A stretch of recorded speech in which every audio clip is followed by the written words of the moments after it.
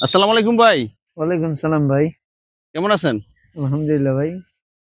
অনেক কষ্টতে আছেন। ও ভাই। কি কারণে ভাই? বলতে পারেন আমাদের? ভাই মনের কথা আর কি বলবো ভাই। জানেন সামান্য কষ্ট আবার অনেক বড় হয়ে যায়। আপনার কাছে একটা জিনিস জানতে চাই যে আপনার কষ্টের কথা মেয়ে নিয়া নাকি কোনো ফ্যামিলির সাথে কোনো কিছু হইছে? না ভাই, সবচেয়ে বড় কষ্ট হয়েছে নারী নিয়েই। নারী নিয়ে কষ্টতে নারী নিয়ে তো সবাই সুখে থাকার কথা ভাই। কারণ জীবনে এত কষ্ট করি যার জন্য, ঠিক আছে? সেই কষ্টের এটাই বুঝলো না নারী। তাই আপনার নারী নিয়ে কথা বলেন আমি শুনি। কি বলবো ভাই, নারী নিয়ে বলার আর কি আছে? নারী এত কষ্ট করি তবুও নারী মনের কষ্টটা বুঝে না। এজন্যই ভাই অনেক কষ্টে। যে তাদেরকে বুঝাইতে পারলাম না যে সব কষ্ট করি একমাত্র নারীর জন্য। সারাটা জীবন খেটে খেটে যায় তবুও তাদের বুঝাতে পারি না যে শুধু কষ্ট করি একমাত্র এই নারীরই জন্য।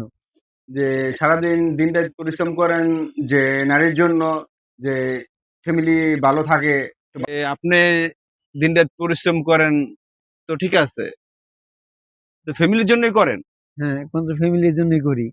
এত কষ্ট করি তো শুধু ফ্যামিলির জন্য, যে ফ্যামিলি উম ঘরের নারী এবং সন্তান যারা আছে সবাই এর জন্যই তো এই কষ্টগুলো করি, একমাত্র ঘরের জন্য। যারা সবাই ভালো থাকুক। কিন্তু তারাই তো কষ্টগুলা বোঝে না।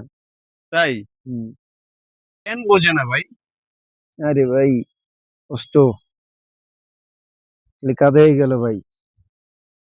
কাঁদতেছেন কেন ভাই? আরে ভাই, কষ্টের কথা আর বলতে পারবো না ভাই, আমি যাই। হাতটা মিলিয়ে দেন ভাই। ভাই আমার মন জাহানে